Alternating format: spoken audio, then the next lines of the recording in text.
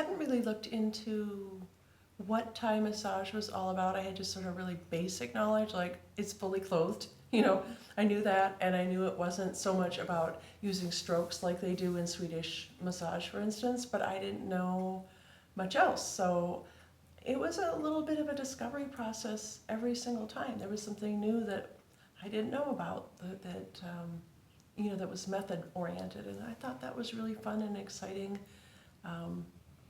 But it is a very calm environment, and I think that's I'm so grateful for that, because I think my work life is a little bit hectic sometimes. So to have a day, in the evening where I can look forward to coming was really nice to have that for 5 weeks.